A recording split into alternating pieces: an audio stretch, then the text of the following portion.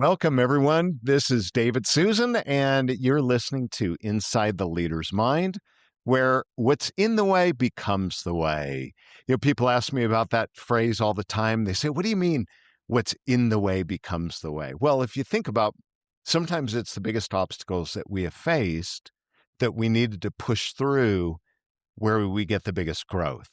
And so we always like to look at kind of inside the leader's mind and learn a little bit about people, maybe obstacles that they have or do deal with. So that's where that comes from. I'm excited to have our guest today. It's Steve Brown. He's the founder and CEO of CureWise. Steve's a serial entrepreneur and technologist who spent his career tackling the biggest challenges in the biggest industry, chronic disease care, which drives trillions of costs and untold human suffering. This time it's personal for him. After facing cancer himself, he's channeling that experience into CureWise. It's an AI-powered precision medicine platform that helps patients fight smarter. A Stanford-trained physicist, award-winning filmmaker. You don't hear those two words in the same sentence very often, do you? I don't think so. We're going to have to talk about that. And the inventor behind more than 200 patents in AI and health tech. Steve isn't just talking about the future of medicine.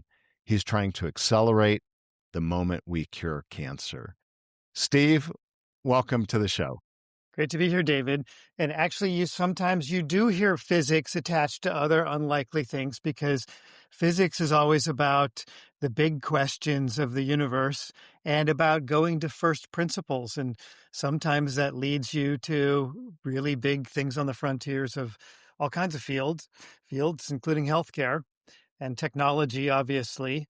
But the documentary film career that I've had is also a pursuit of curiosity to the ends of the earth, and something it's not super surprising to find a physicist doing. Really? Well, you might be the first one I have met that's done it. So to me, it's surprising. But that is fascinating. So tell us a little bit about yourself and CureWise, and then we'll dig into some of the other AI and maybe even the film and your patents and things, how it all ties together. Well, as you mentioned, I spent a lot of my career working on the biggest problem in the biggest industry. How do we improve chronic care in America? Because we spend trillions of dollars on things that could be prevented if we just had a little bit better information a little bit sooner. But this time around, it's personal. I actually had decided I wasn't going to do another healthcare startup because, it's kind of glacially slow and challenging and ends up ultimately being political. We literally had to get an act of Congress passed to make a market for what we were doing. And a lot of times doing the right thing gets punished in healthcare rather than rewarded. So, it was a challenging field. And I said, if I ever go back into healthcare, it's going to start with the patient, not with the institutions. It's going to be just directly to the people who need it. And I want to be just 100% on their side. Well, I didn't anticipate that I was going to be customer number one for that, but that's how I started. And when I realized that this really could make a huge difference, and other people started coming to me and saying, how do I get this for myself or for my family? And I realized there's really something here that makes a huge amount of sense. This being CureWise.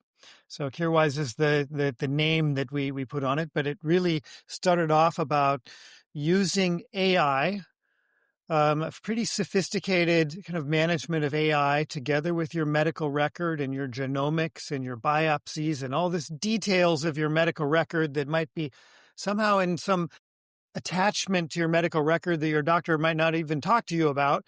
But in there, I found if it's cancer, the keys to precision medicine are probably in those attachments and in those biopsies and in those molecular profiles and genomics. And there's really been a lot of advance in the field of cancer. It's just not that widely distributed yet.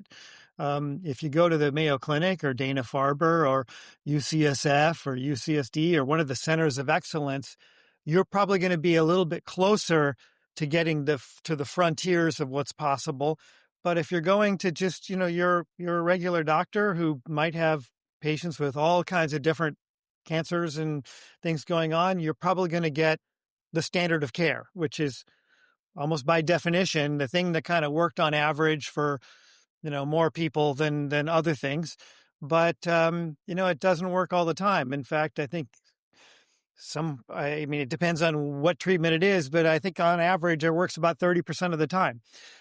So that's not super encouraging. But there's a lot more out there that's coming, and there's a lot of science. It's moving really, really fast. And if you want to get access to something more than that, something that might be more appropriate for you, you kind of have to become an expert in your disease. You really need to learn about it, and you need to be able to talk to your doctor about it and ask for it and say, please, I think I should get these tests. I really want to explore this line of treatment. Let's talk about it. But you kind of got to become an expert to have that conversation. So we're helping people do that, helping people learn about their own disease, about their own medical record, and just know what to ask for.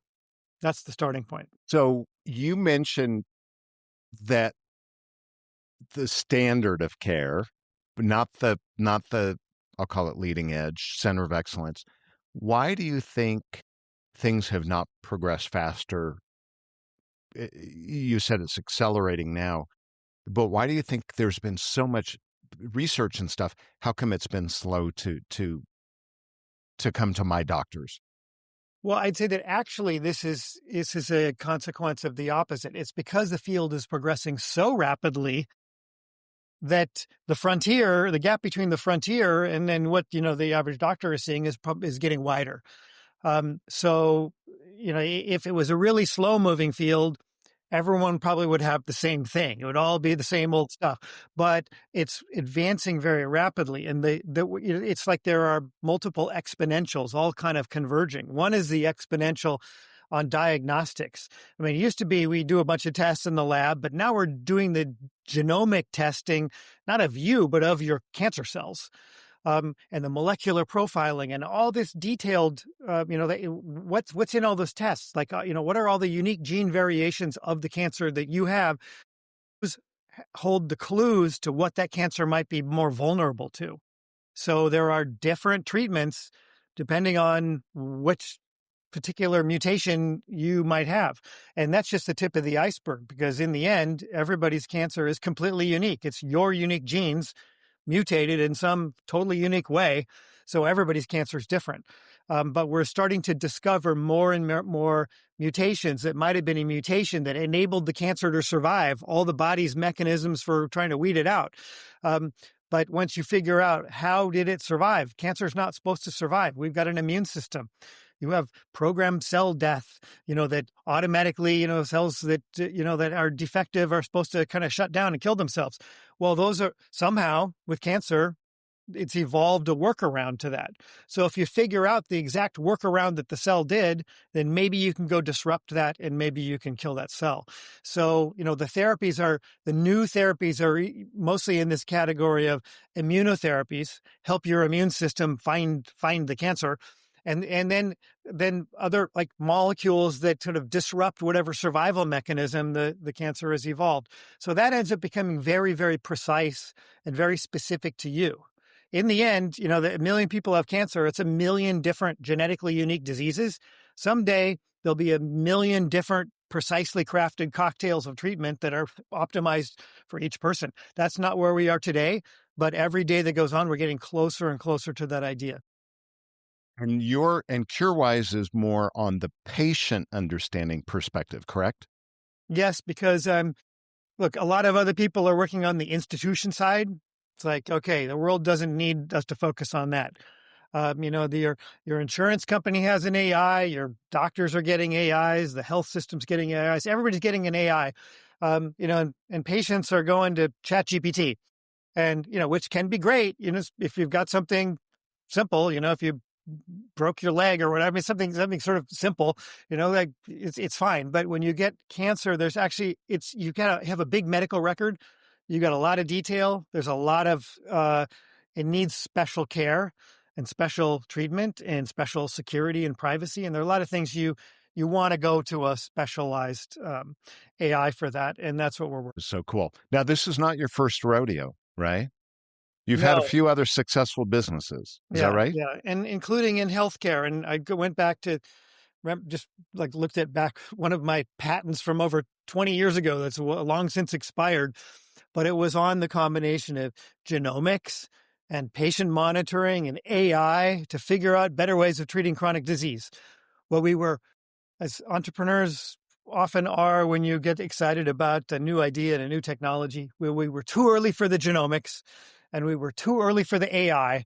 So we ended up just being remote patient monitoring. And we were the leading company, the pioneer of remote patient monitoring. We won the national contract with the VA after doing a successful pilot. And then we used the data from the VA to convince Medicare and Congress to support the idea of remote patient monitoring and chronic care using technology. And that was a long time ago. But the original business plan was actually something more like what we're doing now. The combination of the genomics and the AI plus all of the medical data that we're already collecting. We kind of knew back then that the keys to cracking the code on complex diseases are in that data and in that process. We were just too early, but now we're not too early. Now we are right on time. That's got to be pretty exciting. Yes? Yeah. Well, I mean, I went through a little period of wondering, like, gosh, what should I be doing? I mean, I was throwing a lot of spaghetti at the wall and it all seemed to be sticking, with the AI, like everything was a good idea and everything was like, it's like this tsunami that's going across every industry. And like everywhere you look, there's some phenomenal opportunity to apply AI to make something better. But you got to decide, what should I be working on? And I was trying all kinds of different things. Well, it became crystal clear, the lightning bolt from the sky, is like crystal clear that, okay, this is what I should be working on. This is the part of that tsunami, that wave that I should surf on. Now, was that because you had cancer? Well, partly that, but it's kind of a combination of things happened at once. I got diagnosed just in time, and I got diagnosed just in time because our house burned down in those big LA fires in January. So, Jeez. which displaced me from a healthcare system which had completely misdiagnosed me, told me it was gas and stress and something else. And it turned out it was something really, really dangerous and really serious. And I caught it in the nick of time. If I had caught it any later, it would have been a whole different story. I wouldn't be here talking to you about starting a company. And I know our list.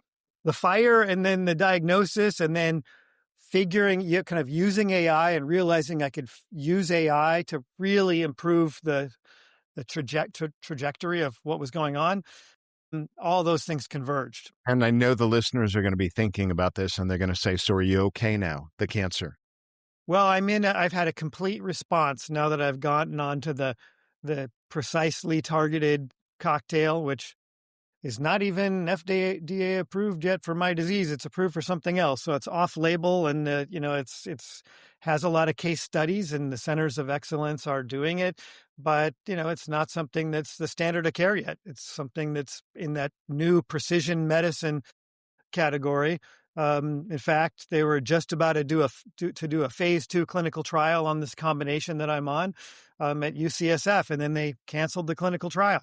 And so I reached out. I said, I need to have that doctor. That doctor needs to be on my team. My first question is, why did you cancel the trial? Is there something wrong with this treatment? Yeah. And the reason they canceled it is they couldn't get enough patients. And this is one of the big bottlenecks and challenges of precision medicine. As you get more precise, the groups get smaller and smaller till you don't have enough people to do a clinical trial. So we actually need a new paradigm for how we even evaluate these treatments. Because the old idea of let's do a big, long randomized control trial with thousands of people, you can't do it. Precision medicine. Ultimately, you're going to get down to an N of 1.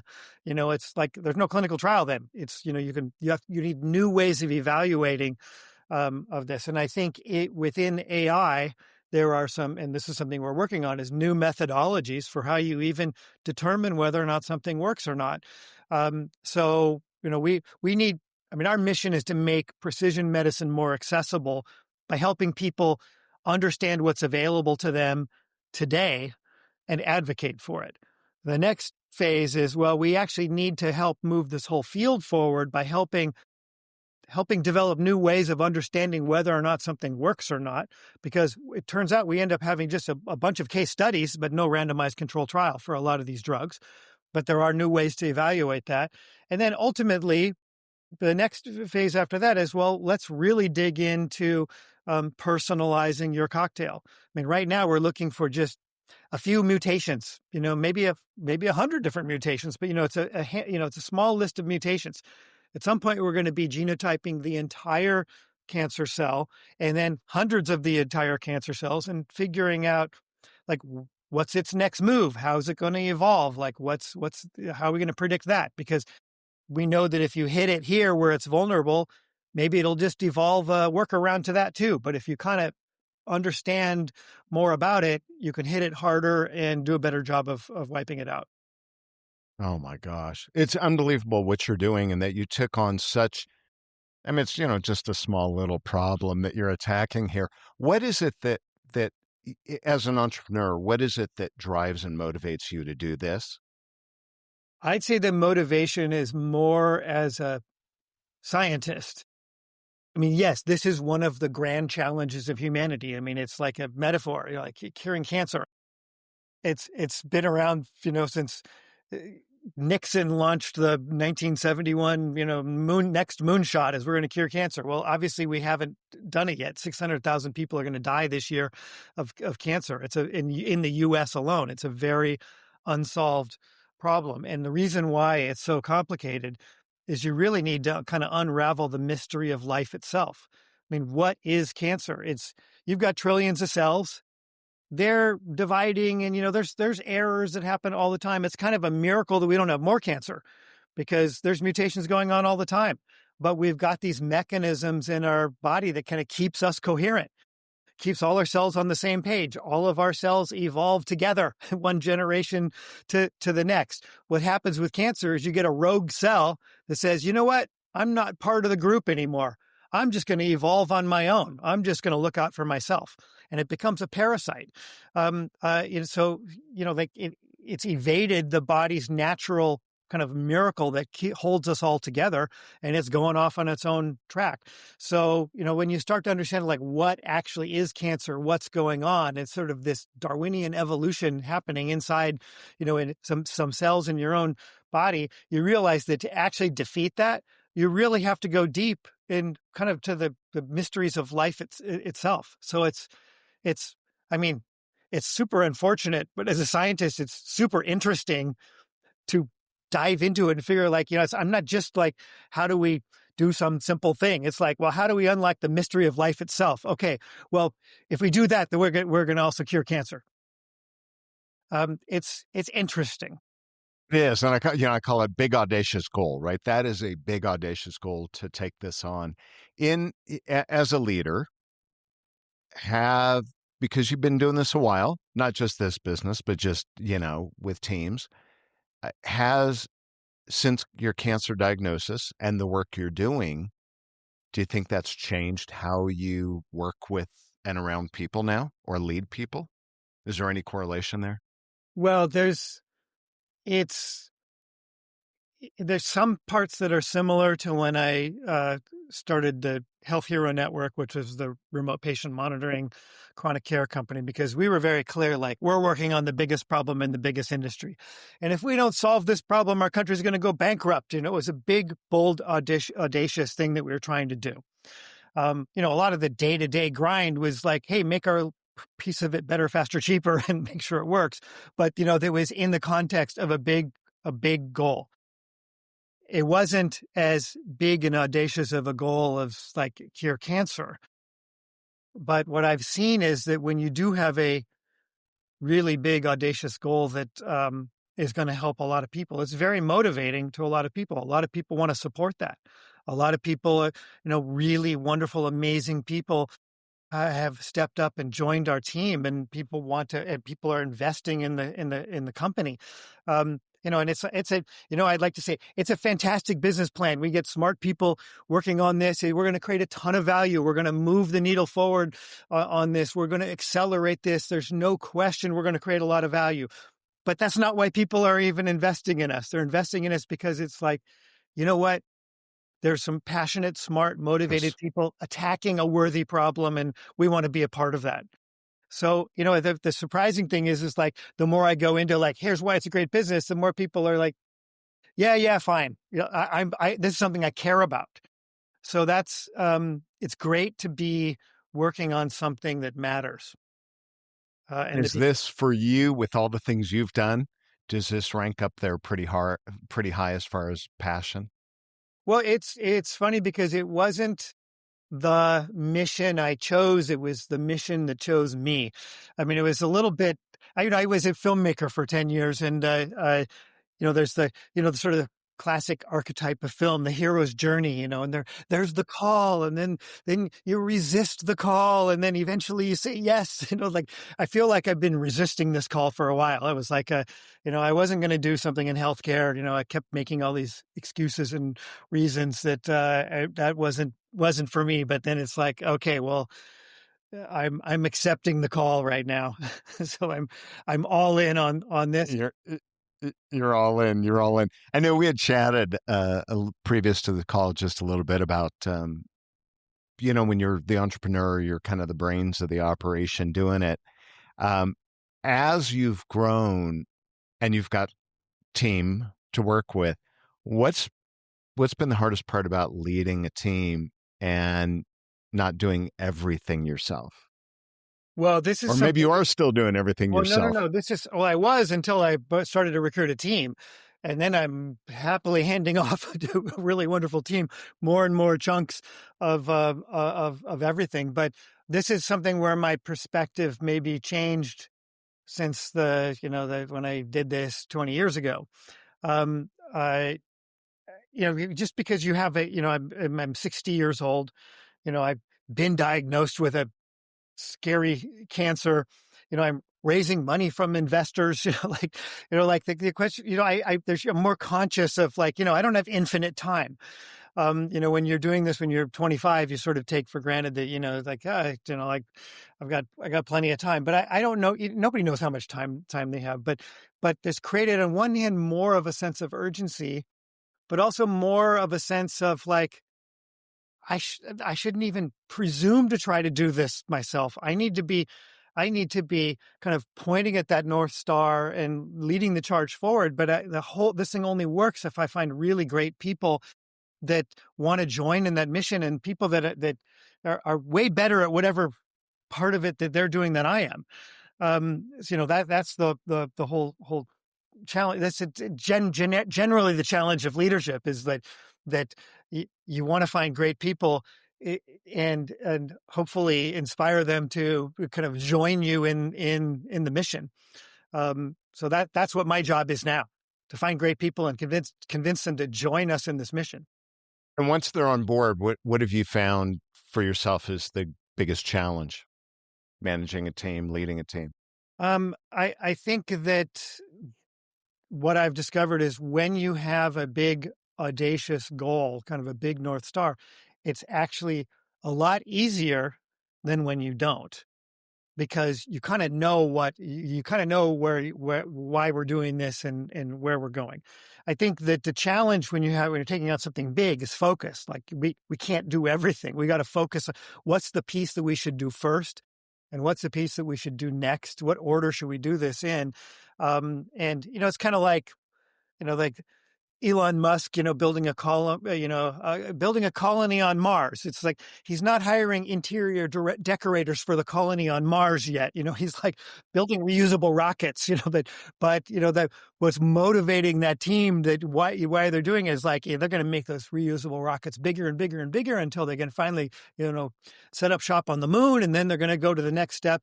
I mean, we have to think about it that way. I mean, we have a big audacious goal. Someday everybody is going to get the optimal therapy for their specific cancer because we know all the genes of their cancer and we know all of the stuff. And it's going to take a lot of AI and a lot of science to be able to figure that out. But what are we doing today? What are we doing first?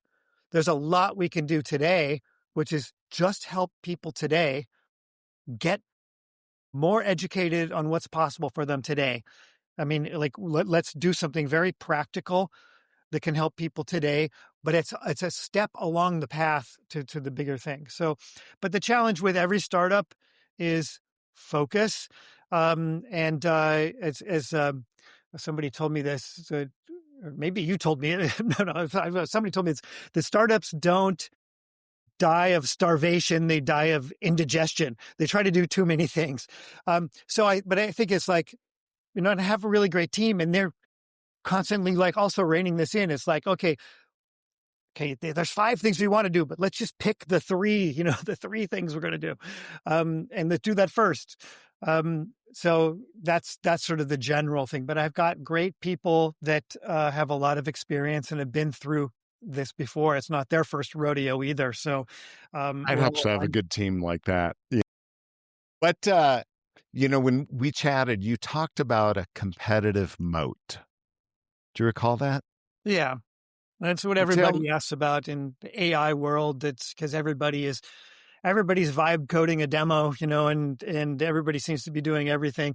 On the other hand, when we show up to the market, it's like there's just this huge demand and hunger for everything we're doing. So we're not really running into competition in the market yet, but I'm sure there's, the long list of, potential competitors, but we're trying to find ways to collaborate with as many as possible rather than compete with everyone, because it's a big enough challenge.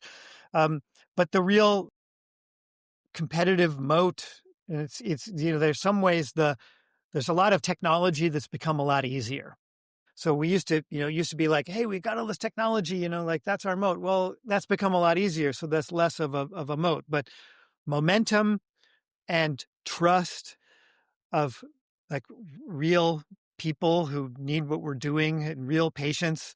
That's where it's going to be. And by getting out there and telling our own stories, and for me getting out there and telling my story, it's like, look, I'm customer number one. I mean, I'm like, a lot of people don't want to. It's hard to put it out there. I kind of want to, like, do I want to even get on stage and say I've got cancer? I was like, it's something I wanted to hide. But once I kind of crossed that threshold, it's like, okay, it's like, I can't walk that back. It's out, it's out there. But now it's like, okay, look, I'm just, I'm going to just tell everyone what's going on. And I'm doing this for myself, even if only like, I say, it doesn't matter how many people sign up, like I'm going to make this great because I was doing it for myself initially, and now I have a whole bunch of friends that are using it. So we're going to make this something that really helps people. And I love ultimately, when that. people believe that and people see that, that's the moat. I love that. I love that. And I know you had also talked about having, when we had chatted, you talked about how important it is to have that deep understanding of your user, right? Of who it is. So I love that. I want to bring it back to a moment, the inside the leader's mind, what's in the way becomes the way. What is something, especially as a leader, that has been in your way in the past? It truly was an obstacle, but you've learned from that, and it has made you far superior, far better than you were. Well, I think that I said one of the things that's going to be our big competitive advantage in this field is that people are going to trust us because we're open with them and we're doing this for ourselves. And we're transparent and we care. And that's how we're going to build trust. The same thing applies to our whole team. I mean, like you need to recruit great people and you need to trust them um, to do what they're great at doing. And I think that for me doing this, nth rodeo. I don't how many have there been. I think I'd like to think I'm a little bit better about kind of letting go and trusting a great team to kind of deferring to them and Has sometimes that been in it? Was that kind of an obstacle in the past then? well I you know I've I didn't think it was, but when I look back on it, in the past, I mean, people probably said that, Steve, you were kind of bulldozed over people. You kind of knew what you wanted, and you just you just charged forward and you left people behind. But, now, my perspective is very different. I'm much more relaxed about it. Um, That's I, cool. I don't, I'm just not so attached to, people on my team were like, well, what does Steve think? Got to make sure Steve, and I'm like, look, my answer's probably going to be like, I want to know what's going on. I want to know what you think about this. I want to understand what your reasoning is, but my answer's probably going to be, go for it.